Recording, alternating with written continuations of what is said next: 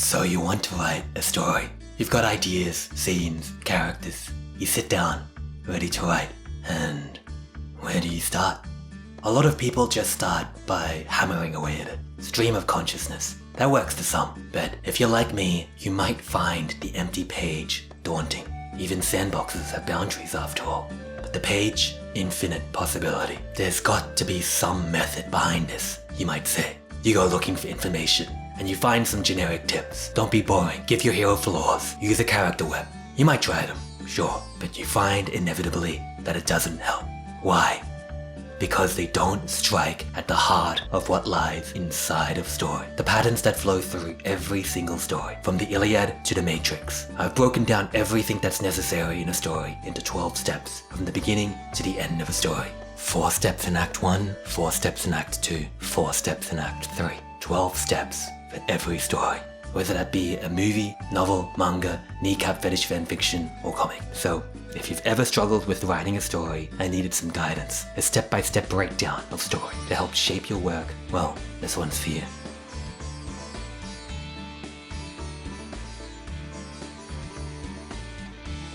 Let's get this show on the road. Step 1. Pick a character and give them a flaw. The hero's struggle with their flaw serves as the backbone of the plot. It is the single most important step as it dictates the soul of your story. Your story begins with their flaw, sees them struggle against it, and ends with them overcoming their weakness or die trying. Every flaw is paired with a need, an end state that symbolizes where the hero should grow to. Think Milan's journey from girl to hero, or Naked Snake's journey from loyal soldier to cynic mercenary. Anger to peace, faithlessness to belief, weakness to power. Keep that in mind when you're choosing the flaw for your hero. Step 2. Put them into a situation that will test their flaw. The situation is what gets the ball rolling. You might hear it referred to as the hero's inciting incident or by another name. Sometimes this comes straight away, such as in the movie Saw.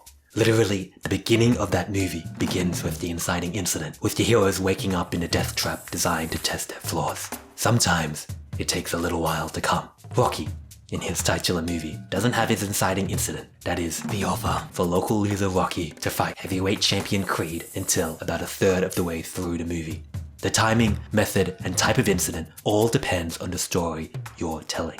Saw's horror focus and pacing meant that an instant start into the action worked. Rocky's slow burn gives the audience enough time to realize how one-sided the fight is going to be. We spend enough time with Rocky in his everyday life to understand the stakes. Woody from Toy Story's inciting incident comes in the form of Buzz Lightyear, a shiny new toy that threatens to replace him as the favorite toy of his owner, Andy. Woody overhears that Andy is allowed to take one toy with him to a family outing. Neo from The Matrix has an inciting incident in the form of a phone call at work, one that tells him he is being hunted and that only through their specific instructions will Neo get out unscathed. These instructions eventually lead him to a precarious windowsill, dozens of floors up in the sky.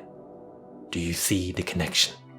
In both cases, the situation arises in such a way as to force the hero into making a choice.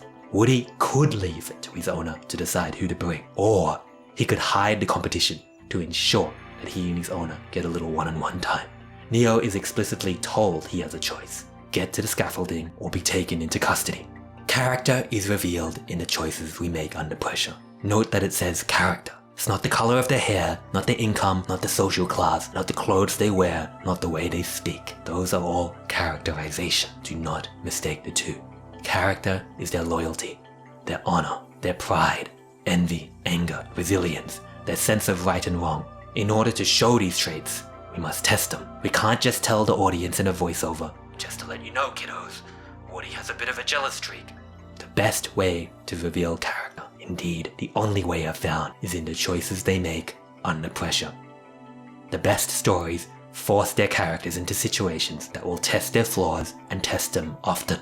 And if you want tips on how to do that, I have a video about it. Step 3. Your character reacts to this situation, revealing their flaw. The choice your hero makes will reveal their character. Ultimately, they make the wrong choice. They choose the lesser path, the easy path, the immoral path. In Toy Story, Woody decides to hide Buzz. In The Matrix, Neo decides to turn around and give himself up to the police. Think to yourself, What would be the right thing to do in a situation? Not the most reasonable, not the most logical, but the right thing to do. Your character must do anything but that. Step 4. The character's reaction to the situation pushes the narrative onwards and establishes the overall arc. This step firmly cements the overall arc of your story. Through their choice, your hero pushes the story towards its basic action, that is, what your story is about. This takes the form of a gap between your hero's expectation and reality. Okay, so I'm aware that's a mouthful, just bear with me for a moment whilst we unpack what that means. The hero expects something to happen when they make their choice. Neo chooses to step out onto the precipice, expecting to make it to the scaffolding. If he never thought he could make it, why bother stepping out at all? Woody, fearing he'll be left behind by his owner, tries to lure Buzz into a trap that would keep him out of sight. Woody expects Buzz will be trapped behind a desk, at least long enough for his owner to pick him. That's the first part. Part 2 is the hero's expectation is challenged. This can come from anything. The world, the environment, from friends, enemies, from lovers, or from within. In Neo's case, his resolve fails him. His own emotions betray him, and he turns around and allows himself to be taken into custody. In a Rube Goldberg-style contraption, Woody sends Buzz flying out the window, convincing the other toys that he was trying to murder Buzz. For both of these heroes, something important has just happened. The point of no return has been passed. What does that mean? It means that they can't just turn around and go, nope, I'm out. Woody can't just go back to his normal life. He needs to find Buzz and clear up the misunderstanding between him and the other toys. Neo can't just go back to his normal life. He's been put on the radar by the powers that be, probed by agents, literally, and thrust into the limelight. The point of no return has been passed. The story has pushed them to a point where they're now strapped in. The only way out is through. This is the true end point of Act 1. Act 2. Step 5. The consequences of their action compound as they work to meet their desire through the basic action. Act 2 is the meat of your story. For most stories, it will take the longest amount of time to get through. This step is where we begin to see the long-term results of their choices. Indeed, most of Act 2 can be summed up as, it gets worse. The inciting incident in Act 1 is the pebble that starts the avalanche. The basic action is what happens in your story if you had 5 seconds to explain it to someone. The Wizard of Oz is about a girl trying to find her way home. Star Wars is about a boy fighting the evil forces of a galactic empire. Act 2 is also where your hero becomes aware of their flaw, through the examples set by friends, enemies, allies, and strangers. As a note, all of the steps in Act 2 can be rearranged as necessary to fit your story. Indeed, most stories intertwine these steps, marrying them together through the plot. Step 6. Confront the hero with opposing forces. They continue to act poorly, intensifying their consequences. The back and forth pool of action to reaction drives Act 2. Desire drives the hero forward and things get in the way. This conflict can take many forms. Antagonists, a nemesis, inner demons, a hostile environment, conflict with friends, goons with guns, you name it. Here's a small selection of what Woody goes through in his quest to get his old life back. He fistfights Buzz, which leads to the two being stranded at a petrol station. He gets abducted by the sociopathic kid from next door. He attempts to get the other toys to help and fails. He gives a pep talk to Buzz to restore his confidence. He intimidates the kid to leave them alone and makes it back home just in time to see their owner drive away to a new home. Yada yada yada, you get it. Every time Woody gets close to getting what he wants, the world steps in to kick him in the teeth. And every time the world steps in, Woody pivots. He improvises, adapts, overcomes. Step 7. Have allies, rivals, and opponents show the hero contrasting reactions to the core conflict. In the Batman mythos, the Joker has always been a kind of reflection of the man Batman could have been. Both of them went through their one bad day, a day that changed their lives forever. The Joker made a choice that day. He saw the world for what it truly was, and shaped himself from it. Batman did the same. The difference between the two, of course, is what they made themselves after their bad day. Antagonists are good for this. They serve as warnings, what the hero could become if they let themselves be controlled by their flaw. But allies also serve to show the hero other ways to approach life. After Simba flees Pride Rock in The Lion King, Timon and Pumbaa teach him Hakuna Matata. In this case, they literally show Simba their way of living. Don't worry, be happy, forget responsibilities, live for yourself. Of course, that's not how the movie ends, but the best stories don't have a duality of good and bad. This step gives the hero a vision of their future, what they could be if they changed just a little, for better or worse. Step 8. The hero tests different strategies for dealing with their weakness. This is the longest step in Act 2, and it has the greatest amount of freedom attached to it. Now that the hero has, at least to some extent, become aware of the effect of their flaw on other people and themselves, they now must act upon it. How they act is up to you. Here are 3 ways the hero can react. 1. They take steps to act better and are tested by opposing forces. They slowly learn to overcome their flaw. The growth of a hero is the backbone of most stories. A hero only grows as much as the effectiveness of their opposition. In this state, the hero finishes Act 2 with their arc almost finished. They're missing the final piece, the final revelation necessary to complete their transformation. Neo spends most of the Matrix being passive. He's told what to do, where to go, who to meet. Neo's critical flaw, a lack of belief in himself, in others, and in the power of change, reveals itself in this way. As the story progresses, he begins to learn to believe in others. The crew of the Nebuchadnezzar show Neo that heroes exist. He trusts them and what they believe in. Maybe the one will appear one day and save humanity. His weakness still stops him from believing he could be the prophesized one. But when Morpheus is captured, he shows his growth by deciding to rescue him instead of letting Morpheus die. Neo grows over the course of the film, leaving him with just one final aspect of his weakness to overcome: belief in himself.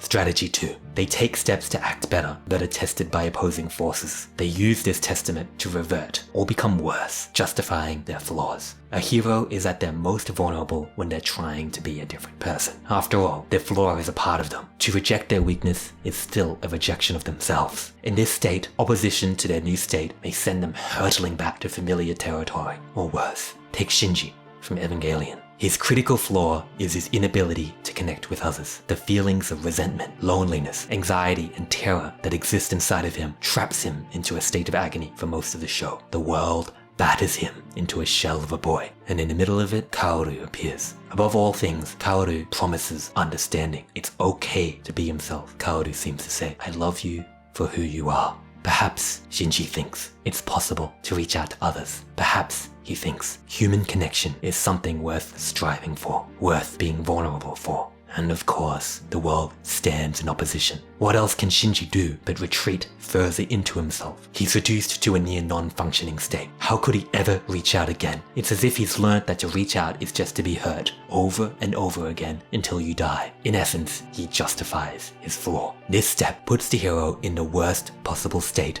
for the final confrontation. Shinji is about to shoulder the responsibility of unifying with the entirety of humankind. Or something. I don't know. It's ambiguous. Instrumentality's weird. That's what it means to revert to a worse self, to use the opposition as justification for their flaw. Strategy 3. They deny their weakness until the true consequence of their weakness becomes apparent. They finally learn they cannot continue as they are. They must learn to build themselves up from scratch. In this state, the hero spends a lot of time in Act 2 in denial. Their weakness doesn't exist. Not to them. Maybe they see it as a virtue or something that protects them. In Megamind, the titular character's weakness is his refusal to acknowledge his own want of heroism. Through the movie, the driving force behind his actions is his need for purpose. Initially, he mistakes his purpose as being the menace of Metro City. He hides behind a facade, this band-aid that protects him from acknowledging a truth about himself, that he wants to be a hero. He rejects this truth because it naturally leads to a terrible conclusion. He wants to be a hero for the city, but the city doesn't want him. Being a feared villain is better than being an unwanted hero. Telling yourself that you made the choice to be an outcast is better than reaching out and being rejected. But naturally, his weakness, his flaw, hurts others. The eventual consequence of his weakness, the love interest gets kidnapped. With Metro Man having left his duty, no one is left to protect someone he loves. His refusal to own his heroism has endangered her life. In truth, most stories use a combination of a variety of strategies. All in all, whatever strategy you choose will lead them to the beginning of the end. Act 3, the final test and the hero's revelation.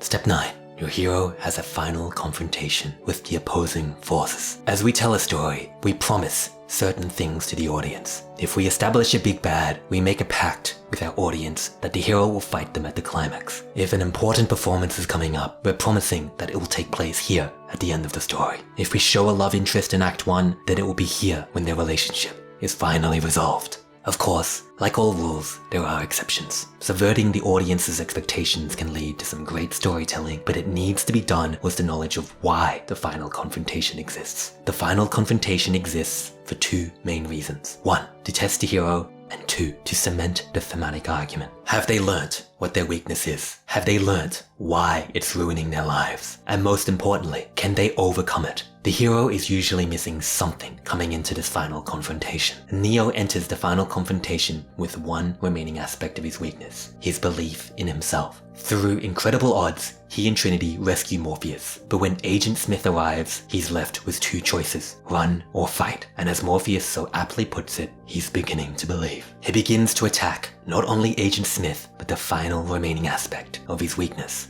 Step 10. They lose. There's a moment in every story where the hero loses everything. Neo, even after everything he'd learned about belief, dies. Loss is integral to the growth of a hero. If the hero is too strong or too good, then they are not tested sufficiently enough to create moral mistakes. Anyone will do the right thing if it doesn't cost them anything. Step 11. The hero has a self-revelation. They are made whole or broken. The self-revelation focuses on what the hero learns. Self-revelation is most closely connected with need. Those two steps in tandem tell the audience the change in character of the hero. Need is the beginning of the change. Self-revelation is the end. Need is the mark of immaturity within the hero at the beginning of the story. Self-revelation is the moment when the hero grows as a human being or is destroyed by the knowledge. With the self-revelation, the hero strips away the facade he has lived behind and sees himself honestly for the first time. This stripping away of the facade is not passive or easy. Rather, it is the most active, the most difficult, and the most courageous act the hero performs in the entire story. The hero realizes that he has been wrong about himself and realizes how to act properly towards other people. In the first season of True Detective, former detective and existential nihilist Cole is investigating a cold case, a case of serial killings from a decade ago that he supposedly solved with the death of the murderer. Through the show, he grapples with a sense of meaning and hope to life. He believes that nothing has meaning, that man should walk hand in hand into oblivion. Yet, he continues to pursue justice for the victims of the murderer. His wound, that is, the reason for his weakness, comes in the form of a dead daughter, the death of which he has come to terms with through his nihilism. He convinces himself that he is happy that she died young, so that she wouldn't experience the hell that is life. His self-revelation comes in the form of a near-death experience at the hands of the killer he and his partner have been chasing. Whether it was a last gasp delusion of a dying mind or a true vision from the afterlife, he sees his daughter. The truth is revealed. He wants hope. He wants warmth. His daughter's death was tragic, all the more for being a tragedy in a world that has meaning and value. From nihilism to hope, there is always a light shining in the darkness. The lesson that the hero learns often gives them the edge they need to defeat their opponent and claim victory. Through Trinity revealing her love for him, her belief in him, Neo embraces his destiny and becomes the one. He rises from the dead, destroys Agent Smith, and emerges a hero. Sometimes the lesson learned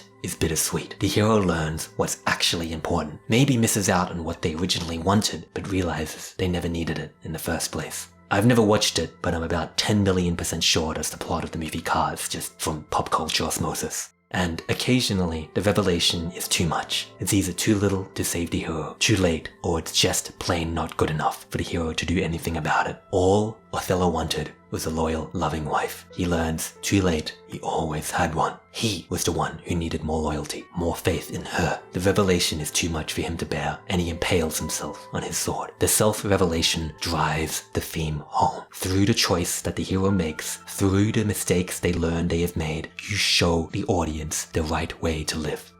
Step 12. Denouement. A new equilibrium is reached. At this stage in the story, the hero's desire has been extinguished. Things return to normal with one major difference. The hero has moved to a higher or lower state. Maybe they've learned to believe in themselves, like Neo does in The Matrix. Or maybe they've learned to reach out to others, like Shinji in Evangelion. This step brings your story to a close. The purpose of the denouement is to give your audience closure, to show that the hero's new path is the right one, that they have emerged from their experience changed. After his journey through Middle-earth, Bilbo Baggins comes back to the Shire, his adventure over. Whilst happy to be home, his journey has instilled into him an appreciation of the world outside of it. He ends the story grateful for his travels, a far cry from the complaining Bilbo Baggins of the beginning of the story. It's important to give your audience this step. The revelation needs time to establish itself, to be realized, and to impart the lessons within it to the people reading and watching. Whew. That was a lot of content. A lot more than I thought when I first set out to make this video. From weakness to desire to revelation, the tenets of story exist in any medium. By following these steps, you can make a story out of anything. Story is one part imagination, one part discipline. We all have something we wish to say. Every story acts as a glimpse into the way you see the world. Injecting that part of yourself into your writing is the intuitive, instinctive part. Applying structure to your writing will ensure that whatever you have to say, whatever lessons you wish to impart onto your audience will get passed down. So what are you waiting for? Get writing.